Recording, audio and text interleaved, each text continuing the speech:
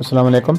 मलकुवार से अफसोसनाक मुखातिब रिपोर्ट। डबर रोड नजगोर में बेकरी मलक auto service hand spare part की बंद दुकान में अचानक आग भड़क उठी।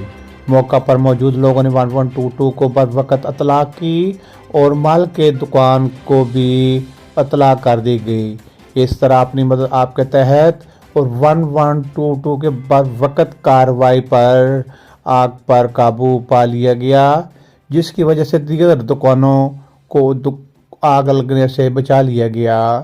माल के मकान के मुताबिक स्पेयर पार्ट लाखों रुपए का नुकसान हो गया है। इब्तदाई रिपोर्ट के मुताबिक आग लगने की वजूहात मालूम नहीं हो सकी हैं।